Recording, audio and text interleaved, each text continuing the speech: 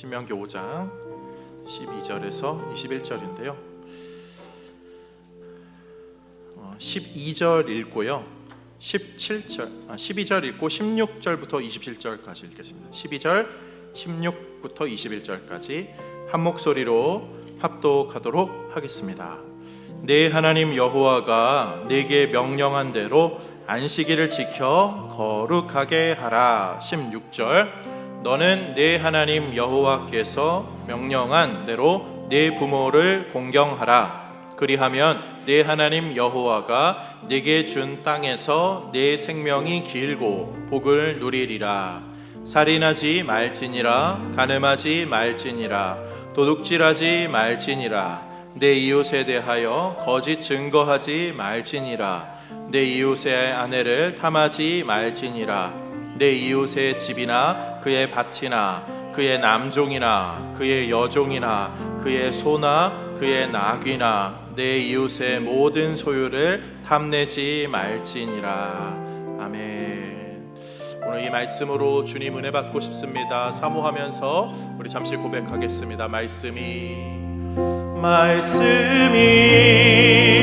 내게 역사하기를, 말씀이 내게 살아있기를, 하나님 말씀을 듣겠나이다. 주님의 음성을 듣겠나이다. 한 번 더 말씀이 내게 역사하기를, 말씀이 내게 살아있기를, 하나님 말씀을 듣겠나이다. 주님의 음성을 듣겠나이다. 주님의 음성을 듣겠나이다. 한 번 더 고백합시다. 주님의 음성을 듣겠나이다.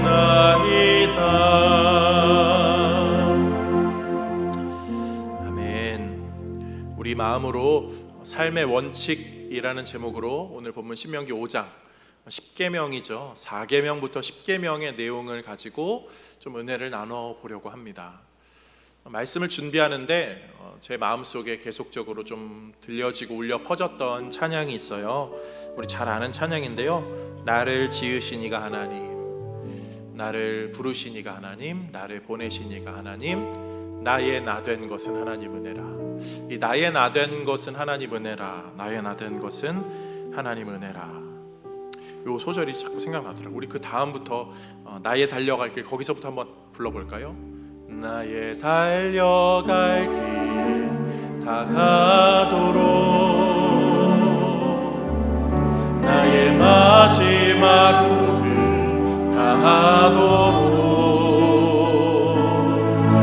나로 그 십자가 품게 하시니, 나의 나 된 것은 다 하나님 은혜라. 다시 한번 나의 달려갈 길 다가도록, 나의 마지막 꿈을 다하도록, 나로 그 십자가 품게 하시니, 나의 나 된 것은 다 하나님 은혜라. 한량없는 은혜, 한량없는 은혜, 갚을 길 없는 은혜, 내 삶을 못 사는 하나님의 은혜, 나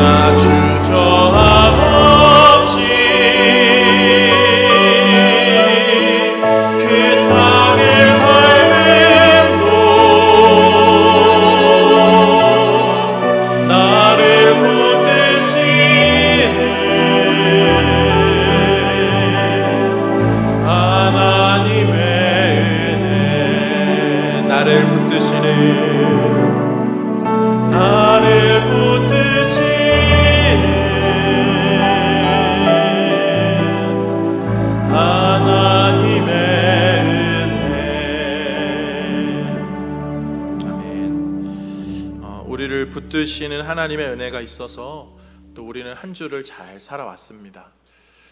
생각해 보면 사실 그냥 무탈한 게 얼마나 감사한지 모르겠어요. 이번 주 뉴스 기사들 보면서 요 근래 뉴스 몇 개를 좀 떠올려 봤습니다. 그냥 제로 이렇게 그냥 문구를 좀 정리해 봤어요.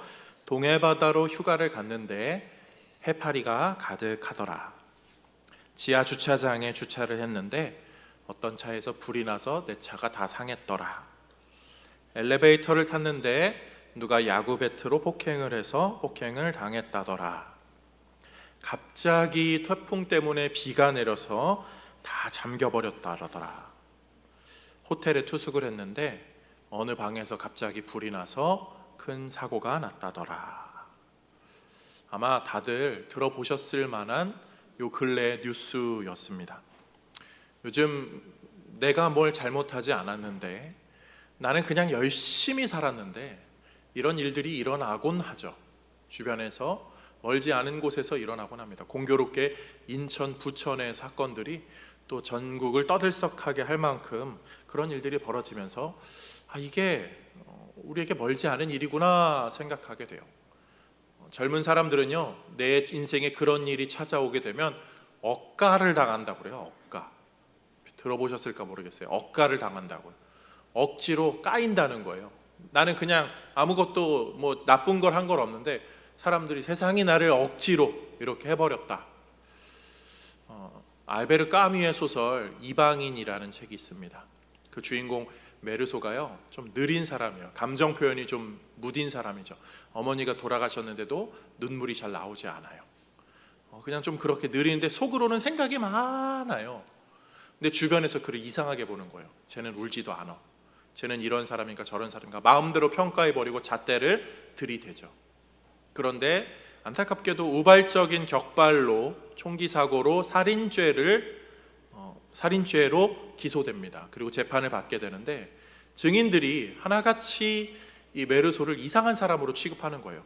저 사람 분명히 어머니의 죽음에도 뭔가 연관이 되어 있을 거야. 저 살인도 저 실수가 아니라 의도된 걸 거야. 이런저런 자기 마음대로 해석하고 메르소의 의견은 전혀 반영하지 않은 채 자기 마음대로 사형을 판결을 내려버립니다. 그리고 이 사람은 그게 아닌데 속으로만 그러다가 사형 집행일을 눈앞에 두고 있어요.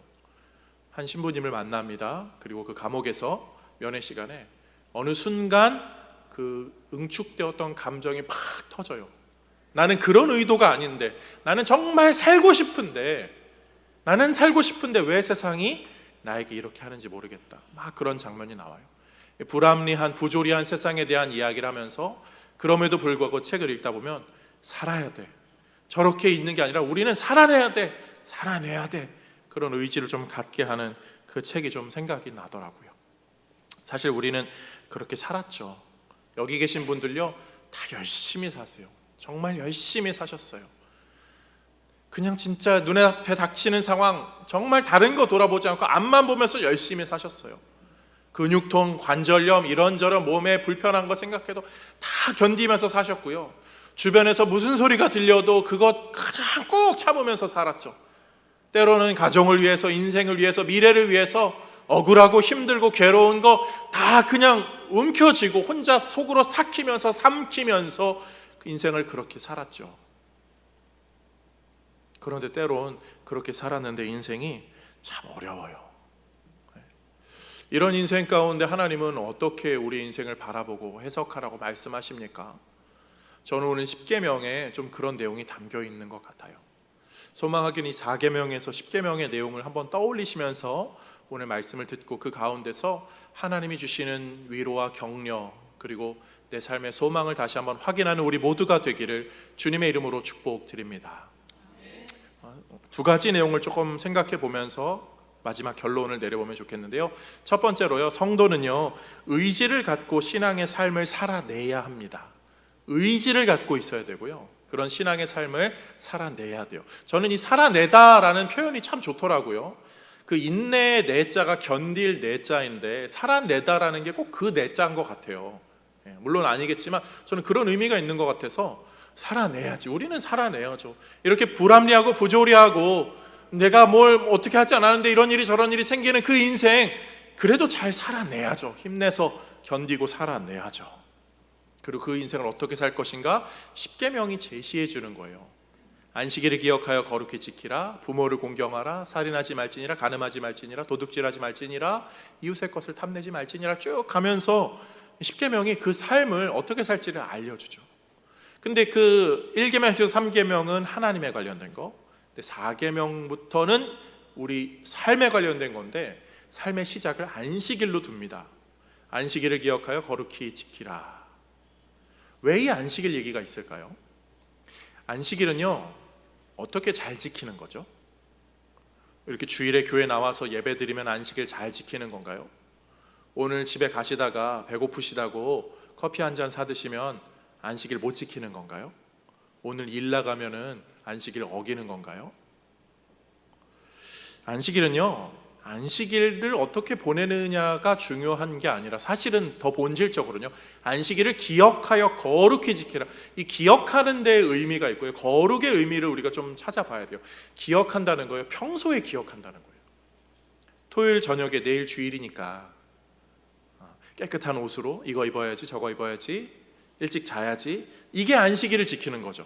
나머지 평일의 삶 기억하여 거룩히 지킨다. 거룩은 뭡니까? 구약의 백성들에게 거룩은요, 부정한 상태가 일정 기간 지나서 정결한 상태가 됩니다.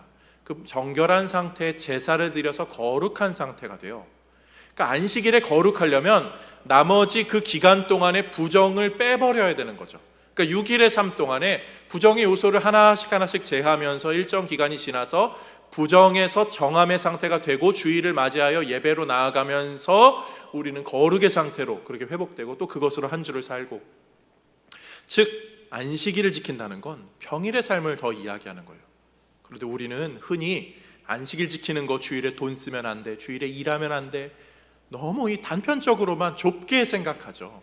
너무 표면적으로만 생각하고 그것 때문에 너무 얽매여 있는 것 같아요. 아니에요. 평일의 삶, 그리고 평일의 삶이 될 때 그 삶 가운데 부모를 공경하고 이웃을 사랑하고 도둑질하지 않고, 이러한 작은 요소들이 더 디테일하게 들어가면서 우리의 일상의 삶이 어떻게 나아가야 하는지를 알려주고, 이것은 비단 개인에게 적용되는 것이 아니라 하나님이 지금 이스라엘의 새로운 나라, 민족 공동체를 세워가면서 너희의 사회가 나아가야 될 방향이야 라고 알려주세요. 우리가 이것을 염두에 두고 의지를 갖고 몸부림쳐야지, 그게 아니면 나는 주일에 일 안 해, 나는 주일에 돈 안 써, 근데 너는 쓰네, 너는 하네, 이런 걸로 사람을 잣대질하고 평가하는 건 결코 올바른 모습이 아니죠. 사실 그것을 어떻게 얘기하냐면요, 오늘 14절에 이렇게 말하고 있습니다. 함께 보겠습니다. 일곱째 날은 내 하나님 여호와의 안식일인즉 너나 내 아들이나 내 딸이나 내 남종이나 내 여종이나 내 소나 내 낙이나 가축이나 유하는 객이라도 아무 일도 하지 못하게 하고, 그러니까 혼자 지키지 말고 다 같이 지키라고요. 그래야 제대로 지키라는 거라고요. 이런 거죠. 뭐 이렇게 편의점을 운영하는 사장님이 있다고 해보세요. 안식일이니까 나는 편의점 오늘 못 나가, 아르바이트생 너가 알아서 다 해. 이러면 안식일을 제대로 지키는 건가요? 나만 지킨다고 착각하는 거지만 그건 제대로 안 지키는 거예요. 내 남종이나 여종이나 가축이나 이방인까지도 다 잘 그렇게 하게 하는 게 하나님의 마음인 거죠. 하나님이 사실 이 마음을 왜 주십니까? 개인의 윤리적인 잣대를 가르치는 게 아니라 그 사회가, 그 민족이, 그 나라가 안식일을 기억하는 삶, 문화, 그런 걸로 발전하기를 하나님 원하시기 때문에 이 말씀을 주시는 거예요. 그러면서 이 계명은요, 좀 투박해 보이지만 굉장히 심오하고 깊은 의미를 갖고 있어요. 그리고 그것을 우리는 의지를 갖고 좀 몸부림쳐야 돼요. 몸부림치는 거. 근데 어떤 몸부림이냐면 이런 거죠. 신약시대 예수님에게 있었던 사건 중에 두 렙돈을 드린 과부의 이야기가 나와요. 두 렙돈을 드린 과부의 이야기와 교훈은 좀 다른 것이지만 두 렙돈이 자기의 생활비 전부라고 말해요. 근데 과부가요, 두 렙돈을 가지고 자기의 생활비 전부로 사는 건 원래 이스라엘에 있으면 안 돼요. 원래 추수를 할 때 좀 남겨둬야 되고요, 십시일반 모아줘야 되고요. 10의 1조는 하나님께, 10의 2조는 이웃들에게, 그렇게 하고 지파의 유력한 가문을 가진 사람이 그런 사람들을 걷어들이고 도와주고 배려해주고, 그래서 모두가 풍요롭게 하고 7년마다 안식년으로 재산을 돌려주고 50년마다 희년으로 다시 다 회복하고 원점으로 돌아가게 하는, 하나님은 그런 것을 말씀 율법으로 주셨어요. 그런데 아무도 그 의지를 갖고 그거를 실행하지 않았던 거죠. 그러니까 그 과부가 두렙돈이 생활비 전부가 되어야 되고, 그것도 어쩔 수 없이 교회에 나와야 되면은 이거를 내야 되는 상황인 거예요. 내지 말라고 해야죠. 근데 그게 내야 되는 그런 상황으로 벌어진 이 시대의 악함이 거기에 드러나고 있어요. 사랑하는 성도님들, 우리가 사는 시대는 어떠한가요? 우리 어떻게 살아야 되죠? 제가 좋아하는 연예인 중에 가수 션이 있습니다. 그 막 기부 엄청 많이 하시는 그분, 항상 컴패션인가요? 뭐 그런 월드비전인가요? 그런 데 나오시잖아요. 근데 그분이 표정이 되게 선하고 웃음이 너무 보기가 좋아요. 근데 그분이 힙합 가수였거든요. 넌 겁없던 녀석이었어, 카메라 하면서 막 손가락질하면서 매우 위험했지 막 그랬는데, 물론 전 이거보다 좀 더 잘 부릅니다. 전 그 진우션을 좋아했기 때문에. 근데 그런 분이 되게 그 복음으로 바뀐 거죠. 그리고 굉장히 어떻게 삽니까? 웃음으로 살아요. 웃음으로. 남을 도우면서 살아요. 세상은요, 사람을 두 부류로 나눠요. 돈이 있는 사람과 없는 사람, 부자와 가난한 자. 이걸로 모든 걸 평가하려고 합니다. 그런데요, 실상은 그렇지 않아요. 원래 그러면 안 돼요. 신자는요, 거기에 휩쓸리는 게 아니라 나를 위해 사는 사람과 남을 위해 사는 사람으로 구별해서 우리 삶의 방향을 정해야 돼요. 부자 가난한 이게 아니라 나를 위해 사는가 남을 위해 사는가. 이 션이라는 분은 남을 위해 사는 거죠. 그래서 표정이 정말, 그런 사람들이 얼굴이 행복해 보여요. 그게 진짜 행복이거든요. 물론 나를 위해 사는 사람도요, 얼굴에 웃음 많습니다. 자기 통장 보면서 막 좋아하고 킥킥거리고 그럴 수 있어요. 그런데 그런 사람의 주변에는요, 사람이 없어요. 욕심으로 탐욕으로 가득 찬 사람의 주변에는 사람이 없어요. 이용할 만한 도구 될 사람들이 있을지 몰라도 진심의 사람이 없죠. 그 웃음은 진짜 행복의 웃음이 아니에요. 그런데 남을 위해 사는 사람들은 어떠하죠? 때로는 좀 돈이 없을지라도요, 그런 사람들은 주변에 사람이 있어요. 그리고 그 사람들 때문에 행복하죠. 돈이 있는 사람들, 우리 주변에 지인분들이 있으실 거예요. 그 사람들이 늘 행복합니까? 행복해 보이지만 행복해 보이려고 발버둥 치는 것처럼 보여요. 나 이거 샀어, 나 여기 갔어. 그렇지만 그걸 보는 우리의 마음은 어때요? 때로는 혀를 끌끌 찹니다. 그런데요, 그런 게 없어도 사람을 위해, 남을 위해 사는 사람들은요, 더 사랑으로 똘똘 뭉쳐요. 그런 몸부림이 있어야 된다는, 그런 의지가 있어야 한다는 거죠. 사랑하는 성도님들, 우리 하나님 나라 백성 한 가족이에요. 나는 어떻게 살고 있나 자신을 한번 돌아볼 수 있는 우리 모두가 되기를 주님의 이름으로 축복드립니다. 두 번째로요, 성도는요, 원칙을 갖고 살아가야 합니다. 의지가요, 제대로 된 방향으로 나아가기 위해서는요, 원칙이 있어야 돼요. 그 원칙들을 계명들로 가르쳐 주는 거죠. 근데 이게 10개의 계명이지만 사실 좀 깊다고 말씀드렸어요. 이 깊은 내용을 우리가 어떻게 알 수 있냐면 요리문답에서 조금 배우게 됩니다. 우리 소요리문답 우리 보고 있는데요, 사실 소요리문답의 소자는 어린아이들을 위한 요리문답이라는 거죠. 어른들은요, 대요리문답을 봐야 돼요. 대요리문답은 좀 더 자세하게 나와 있어서 이 구절들의 의미들을 좀 더 깊게 알게 돼요.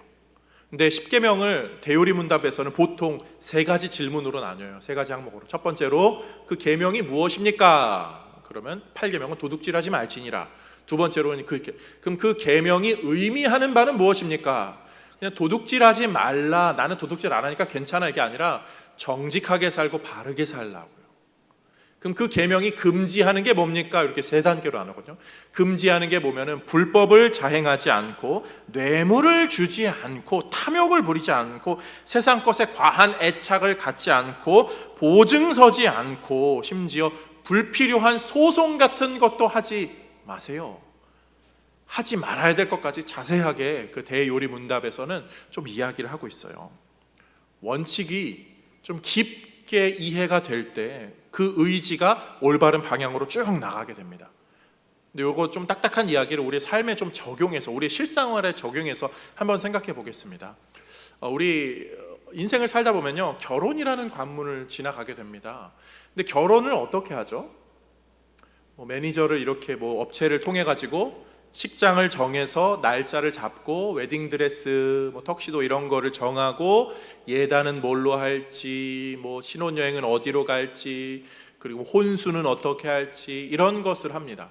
그리고 그 기준은 뭡니까? 다른 사람들은 어떻게 했나죠. 근데 사실 결혼은 그런 의미가 아니죠. 결혼의 엄밀한 의미는요, 창세기 2장 24절 말씀, 이러므로 남자가 부모를 떠나 그의 아내와 합하여 둘이 한 몸을 이룰지로다. 부모로부터 떨어져서 새로운 가정을 이루는 거예요. 그래서 신자에게요, 결혼은요, 부모의 손을 떠나서 독립하는 그러한 과정, 그거를 우리는 예식으로 해서 예배로 드리죠. 그리고 예배 가운데 아주 중요한 순서가 부모님으로부터 신부가 나와서 손을 떼고 신랑에게로 가는 거예요. 근데 이게 세상적으로 봤을 때는 그냥 부모의 손을 떠나서 새로운 가정을 이룬다 정도지만, 신자에게는요, 엄밀히 부모의 손을 떠나서 이제는 우리 부부가 하나님 아버지의 손을 붙잡고 살겠습니다, 이 신실한 고백을 목회자를 모시고 예배로 나아가며 하나님 앞에서 성도들을 증인으로 하는 예배의 과정이 됩니다. 이게 결혼 예식인 거죠. 그런데 이 원칙이 사라지고 무너지면서 사람들은 내가 하고 싶은 대로, 어떻게 해야 하는 원칙은 전혀 신경 쓰지 않고 내가 하고 싶은 대로, 그리고 그 기준은 다른 사람들이 어떻게 했나, 다른 사람들보다 더 화려하게, 더 아름답게, 더 대단하게, 더 부요하게 뭔가 과시할 만한 혼수나 예물이나 예단이나 과도하게 그것으로, 그래서 사실 갈등도 잡음도 많이 생기잖아요. 그런 이게 아주 치열하게 정말 정점에 이른 시대가 되었습니다. 그러다 보니까 어떤 일이 벌어졌죠? 무분별한 낭비와 함께 빈부의 격차는 더 심해졌죠. 좀 그런 생각을 하게 돼요. 정말 그렇게 결혼식을 그렇게 해야 되는 게 맞는가? 한 번쯤은 우리가 좀 고민하게 되더라고요. 차라리 그냥 모르겠어요. 조금 컨츄리해 보일 수 있을지 몰라도 좀 그냥 식당에서 적당한 메뉴의 가격대 음식을 먹으면서 좀 이렇게 좀 오손도손하는 게 훨씬 더 의미 있겠다. 요즘 너무 이렇게 기계처럼 찍어내는 그런 문화, 너무 과도하게 화려하고 막 이런 게 정말 맞나? 신자로서 좀 고민을 하게 되더라고요. 이 빈부의 격차가 점점 더 벌어지잖아요. 혼수로 뭘 했네, 아파트를 했네, 뭘 했네, 말도 안 되는 금액대가 오가면서 그 일이 진행되고 있습니다. 그리고 그걸 세상은 더 부추기죠. 더 부유해야 돼, 더 과시해야 돼, 그게 복이야. 이게 복인가요? 이 빈부 격차는요, 사실 멸망의 징조거든요. 역사적으로 보면요, 빈부의 격차가 크면 클수록 나라는 망했어요. 이스라엘에도 그런 일이 있었거든요. 예레미야 6장 말씀 함께 보겠습니다. 13에서 15절. 이는 그들이 가장 작은 자로부터 큰 자까지 다 탐욕을 부리며, 작은 자로부터 큰 자까지 모두가 다 탐욕을 부리며 선지자로부터 제사장까지 다 거짓을 행함이라. 그들이 내 백성의 상처를 가볍게 여기면서 말하기를 평강하다 평강하다 하나 평강이 없도다. 그들이 가증한 일을 행할 때 부끄러워하였느냐? 아니라 조금도 부끄러워하지 않을 뿐 아니라 얼굴도 붉어지지 않았느니라. 그러므로 그들이 엎드려지는 자와 함께 엎드려질 것이라. 내가 그들을 벌하리니 그때 그들이 거꾸러지리라. 여호와의 말씀이니라. 세 가지 내용 나오죠. 작은 자부터 큰 자까지 다 탐욕 부리고, 선지자 제사장들이 그냥 평안하다 평안하다, 아니 진짜 망할 징조가 있는데 평안하다고 말해요. 세 번째 뭡니까? 가증한 일을 하면서도 부끄러운 줄을 몰라요. 그러니까 이스라엘이 망한 거예요. 그런데 그 일이 우리 시대도 나타나는 거 아닙니까? 우리 시대도 나타나고 있어요. 저는요, 목회자로서 강단에 설 때요, 잘 될 겁니다, 여러분. 선한 일을 많이 하면요, 착한 마음으로 살면요, 이웃을 사랑하며 살면요, 다 잘 될 거예요. 걱정하지 마세요. 어려움을 만난다고요? 걱정하지 마세요. 다 잘 될 거예요. 저는 조금도 그렇게 말할 수 없어요. 그리스도를 제외하고 나서는요, 그렇게 절대 말할 수 없어요. 오히려 망했어요. 이 시대는요, 그냥 망했어요. 화로다. 이 빈부의 격차, 이 사회의 모습들, 사랑하는 연약한 사람들을 돌보지 않는 모습들, 아무렇지도 않게 가증스러운 일을 하고 거짓말을 마음대로 하고 거짓을 말하는 사람을 자기가 지지하는 정당이라고 마음껏 밀어주고 그것에 대해서 전혀 불편함도 없고, 모르겠어요. 죄송합니다만 어떤 강단에서는 그냥 뭐 복 받을 겁니다, 복 받을 겁니다, 그런 것만 말한다고 세상이 그럴 수 없잖아요. 지금 세상은 망조로 가고 있어요. 멸망으로 가고 있어요. 고려말, 조선말 어땠습니까? 부정부패가 가득하고 빈부의 격차가 가득하고 힘든 사람들은 너무 힘들었어요. 다른 전 세계의 역사를 보세요. 유럽의 역사를 보세요. 종교가 정치와 결탁하면서 부정부패가 일어나고 힘든 사람들을 전혀 돌보지 않아서 다 망했어요. 근데 어느 순간 언제 다시 일어나는 역사들이 일어납니까? 여기에 기독교의 묘미가 있었죠. 사실 보이지 않는 곳에서 기도하고 건강하게 살려고 하고 다시 종교 개혁을 일으켰다가 왕권하고 다시 또 결탁하면 또 망하긴 하지만, 거기서마다 그때마다 기독교 정신으로, 청교도 정신으로 일어섰던 19세기의 영국과 20세기의 미국들은요, 다시 하나님께서 부흥의 역사를 일으켜 주셨어요. 나라가 부강해지는 은혜들이 있었죠. 우리나라도요, 물론 이런저런 일들이 있겠지만 기독교의 부흥의 역사와 한국의 발전의 역사가 같이 가는 건 우연은 아니에요. 그런데요, 더 중요한 건 그러니까 대충 잘 된다 이게 아니라 지금은 어떻죠? 미국의 1달러짜리 지폐요, In God we trust, 아무리 그렇게 이야기한다 한들, 백악관에서 조찬 기도회를 한다 한들, God bless America 이렇게 하고 막 국회에서 기도를 한다 한들, 심지어 그런다 한들 지금은 거짓과 부정부패와 비방과 이런 걸로 가득 차죠. 우리나라도 별반 다를 바 없습니다. 조찬 국가 조찬 기도회, 저도 국회 인천시 국회의원 조찬 기도회 이거 있습니다. 참석하지 이런 거 있어도요, 정치의 방향이 어때요? 약자들에 대한 사랑이 있나요? 배려가 있나요? 거짓말하고 이간질하고 부정부패는 저는 잘 모르겠습니다. 함부로 말할 수 없는 영역이니까요. 그렇지만 정말 거짓말을 말해도요, 내가 좋아하는 사람이면 그냥 무조건 열렬히 좋아요. 정책이 잘못되었어도요, 내가 좋아하는 정당이면은 그냥 별반 다를 바 없어요. 그냥 서로 상대방만 이간질해요. 상대방만 이간질하고 원리와 원칙이 무너졌죠. 이런 시대에 우리가요, 뭘 어떻게 살아야 되는 거예요? 이런 시대를 살아가면서 우리가 안식일에 돈 쓰지 마, 안식일에 직장 나가게 하는 그런 직장 가지 마, 이런 거 개인적으로 이야기하는 거 아니에요. 시대가 이미 썩어버려서요, 우리는 그 시대에서 살 수밖에 없어요. 어쩔 수 없이 주일에 나가서 일해야 되는 분들이 비일비재해요. 이거는 개인을 탓할 게 아니죠. 저도 주일에 밥 사 먹습니다. 예전 같으면 그런 신앙으로 우리가 그걸로 신앙의 정신을 가겠지만, 지금은요, 필요하면은 우리 성도님들 주일에만 만날 수 있는 분들 있잖아요. 그분들 만나서 식사 교제할 수 있잖아요. 제가 그걸로 과도한 쾌락을 누린다고 하겠습니까? 그런 게 죄가 아니에요. 화로다. 시대가 망한 게 문제인 거죠. 우리 시대는 어떻게 될까요? 원리와 원칙이 무너지고, 죄송합니다, 이런 표현은 좀 저도 지양하려고 하는데, 젊은 사람들은 무슨 생각을 하는지 모르겠어요. 한국의 큰 대형 교회들이요, 친구 목사님들, 그런 교회에서 사역하는 목사님들 10,000명, 20,000명 교회에 사역하는 목사님들이 있어요. 부목사님으로. 수요 예배 몇 명 나오는지에 대한 이야기가 나왔습니다. 저희 교회 수요 예배는요, 한 20-30명 막 좀 이렇게 나오시는데, 그 교회 10,000명이 넘어요. 몇 명 나와? 200명 나와 그러더라고요.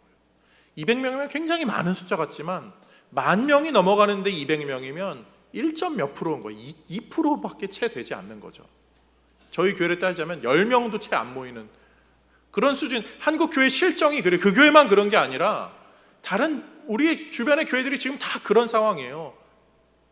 더 자세히 이야기할 수 없어서 제가 좀 부끄럽고 괴롭고 좀 답답하지만요, 정말 어떤 시대냐면 그냥 우리는 화로다, 망했다, 거짓 증거하지 말라고 해도 거짓이 가득 차고 빈부격차가 말도 안 되게 일어나고 사람들은 방향성을 잃어버렸고 기준도 잃어버렸고 원칙도 사라지고 이런 시대에 우리는 망했어요. 저는 설교 강단에 쓸 때마다 이 심각함을 어떻게 우리 성도님들과 나누어야 되는가, 이 고민이 제 항상 숙제입니다. 이 본문을 가지고 그냥 기도하면 됩니다. 저는 그렇게 설교하고 싶지도 않고요. 할 수도 없어요. 망했어요. 우리는 기도도 제대로 못하고 이런 우리는 계명을 제대로 지키고 살 수가 없는 환경에 놓여져 있어요.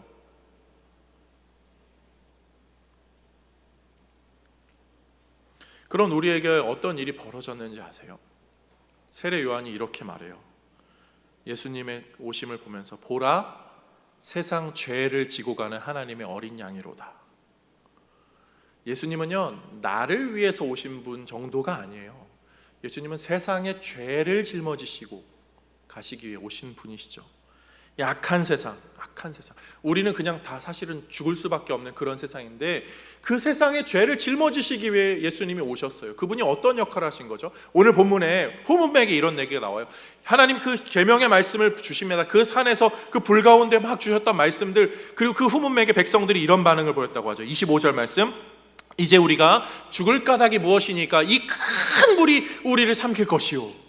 이 저 큰 불 때문에, 하나님의 불 때문에 하나님을 대면한 사람 다 죽는데 우리 다 죽을 거야. 우리 다 죽게 됐어. 그래서 모세에게 부탁합니다.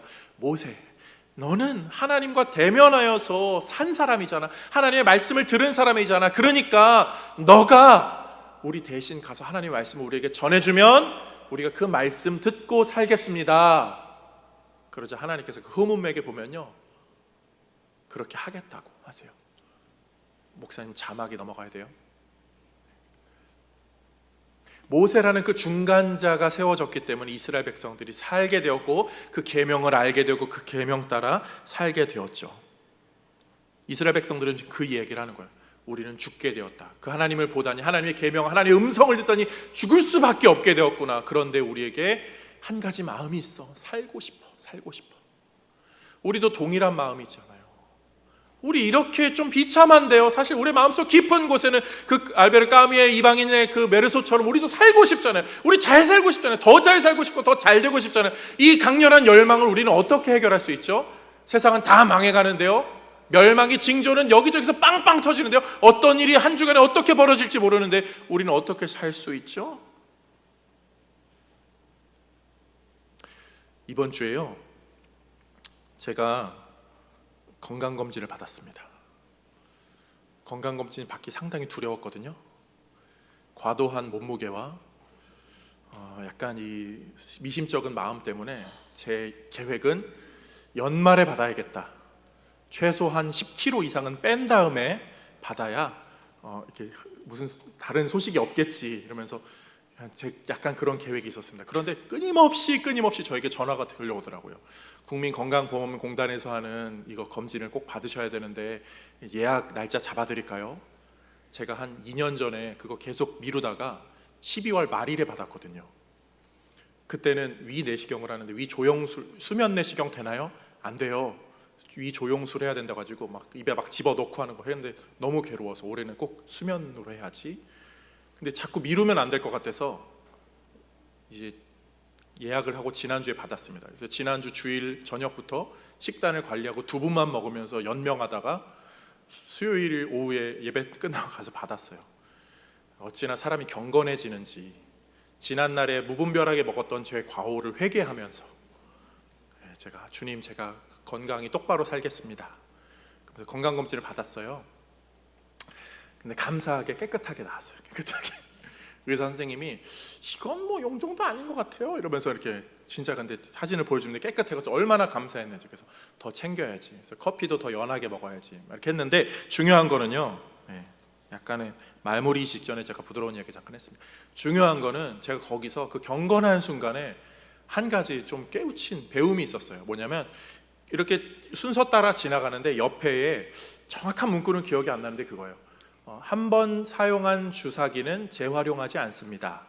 이게 딱 써 있는 거예요. 근데 그걸 보는 순간 제가 무슨 생각이 들었냐면요, 병든 사람을 고치기 위하여서 깨끗한 무균의 그 도구가 찢겨지고 사용되고 버려짐으로 말미암아 그 병든 사람이 낫게 되는 일이 있지. 우리가 그런 일을 겪었구나. 죄악으로 이미 더럽혀진 세상에 이미 죄악으로 물든 인생들을 어찌 구원해야 할까? 그거를 위해서 가장 깨끗하신 그분이 그 깨끗함을 포기하고 내려오셔서 찢겨지시고 십자가에 달려 죽으심으로 모든 죄를 짊어지심으로 그분이 모든 죄를 가져가셨기 때문에 우리의 이 죄값이 해결됐고 우리는 구원의 길로 가게 되었지. 내가 십계명을 잘 지키냐 못 지키냐 이게 나의 구원의 당락을 결정짓는 게 아니라 내가 이 세상을 살면서 십계명을 어길 수밖에 없는 이 환경에서 살아가는 이것이 나를 괴롭게 하지만 나는 그래도 주의 자녀로 구원을 얻게 되지. 고린도후서에 이런 말씀이 있어요. 하나님이 죄를 알지도 못하신 이를 우리를 대신하여 죄로 삼으신 것을, 그분이 죄가 되셨어요. 우리 때문에 우리로 하여금 그 안에서 하나님의 의가 되게 하려 하심이라. 그분이 찢기시고 그분이 아프심으로 우리는 나음을 얻었죠. 우리는 정함을 얻게 되었죠. 여전히 우리는 십계명만 보더라도 부끄러움이 가득하고요, 때로는 거짓에 휩싸여 있고 세상 것을 좋아하게 되고 과도한 탐욕을 부리게 되고 부러워하고 또 세상처럼 그렇게 하고 싶은 욕구가 가득합니다. 어떻게 살아야 될지 모르겠어요.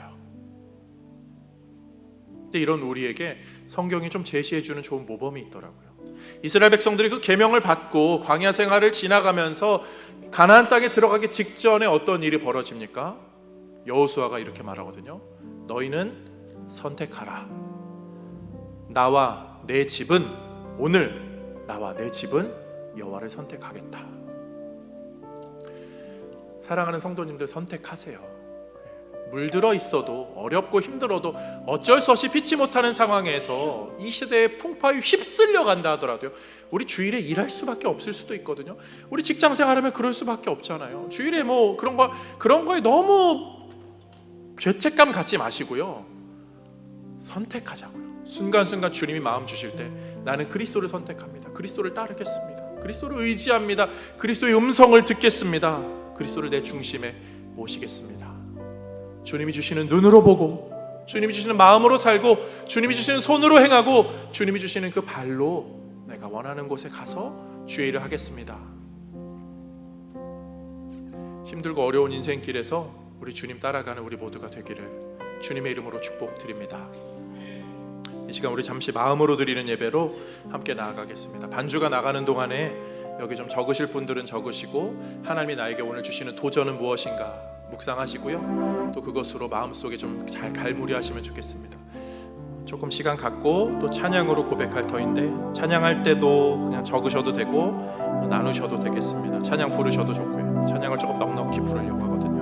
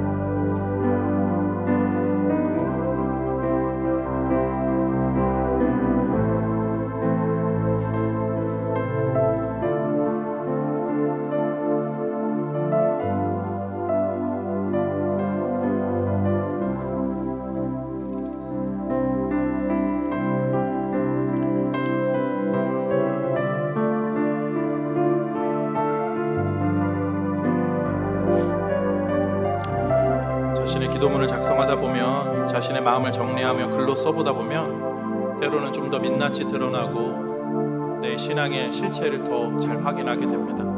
이런 시간들을 매주 좀 가지면서 우리가 신앙으로도 성숙하기 원합니다.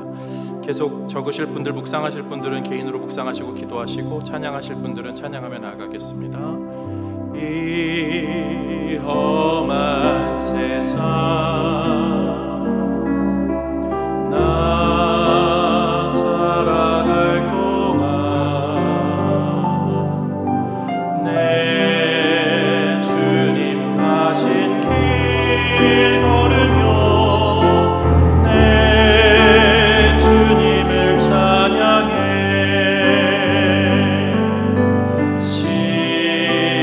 십자가 보여 날 구한 그 사랑 나 매일 찬양을 드려도 늘 부족한 것뿐이니 호흡 있는 동안에 나 생명 있는 동안에 나 주를 찬양하리라.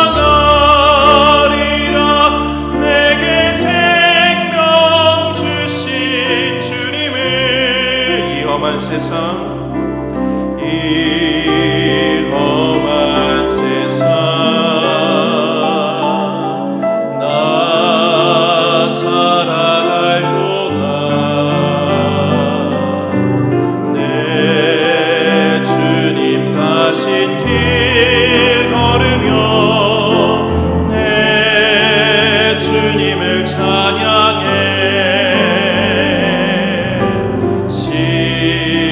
십자가 보혈 날 구한 그 사랑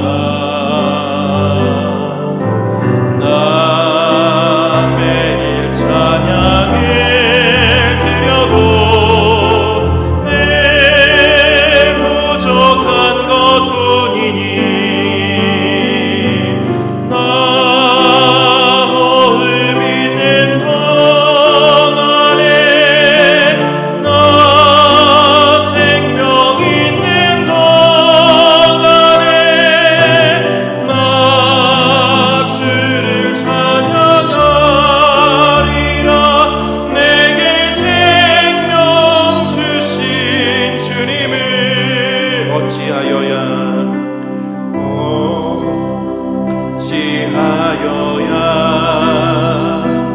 그 크신 은혜가 그리 무슨 말로서 그 사랑 참 감사하리요. 하늘에 천군 천사라도 나의 마음 모르리라. 나 이제 새 소망이 있음을 주님의 은혜라. 주님의 은혜라. 하나님께